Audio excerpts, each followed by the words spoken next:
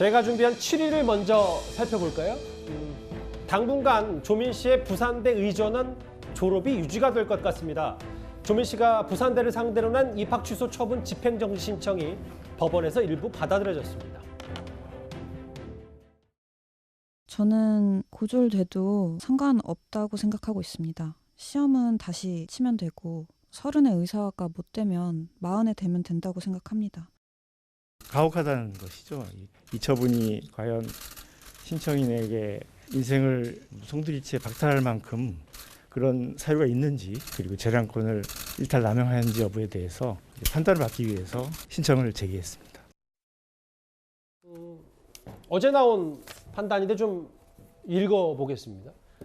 회복 어려운 손해 예방 위한 긴급한 필요가 있다. 정지돼도 공공복리에 중대한 영향을 미칠 우려가 있다.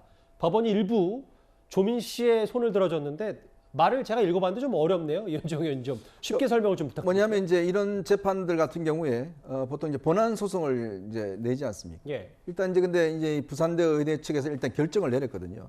이제 그 결정이 어떤 면에서 보면 이제 유효할 경우에 바로 이어서 지금 보건복지부에서 의사면허 취소 결정으로 가게 돼 있습니다.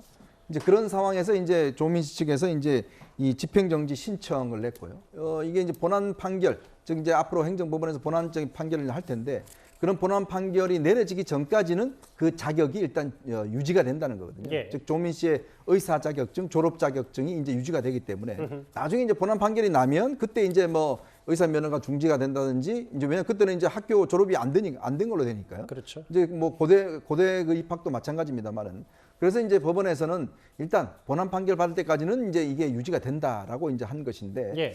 제가 볼 때는 아마 본안 판결에서 지금 이미 대법원 판결을 통해서 표창장 위조나 이런 게 드러났기 때문에 예.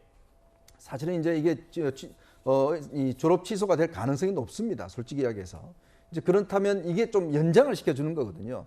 그럼 지리하게 또 연장이 되는 법적인 공방이 지속되는 거고 그럼 또 시간이 많이 가겠죠.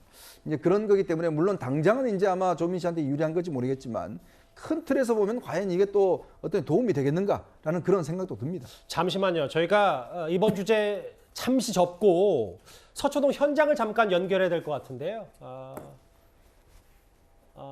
잠시만요. 현장 화면이 아직 안 들어왔나요? 예. 뭐 저희 얘기를 하다 보니까 조금 저도 착오가 있었던 것 같은데 잠시만 좀 기다리시고 다시 주제를 좀 이어가겠습니다.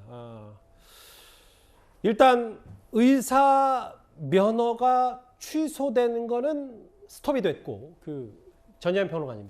그럼 이 부분도 있잖아요. 보건복지부에서도 의대 졸업생이 취소되는 건 일단 멈춰졌는데 그러면 의사 면허는 어떻게 되는 거냐? 그럼 자연스럽게 중단이 되는데 이렇게 되면 시점이 계속 밀려서 다음 정권이 바뀐 때까지 조민 씨 관련 뭐 법적 분쟁은 계속 이어질 수밖에 없는 뭐 그런 시간적 흐름이 되겠네요.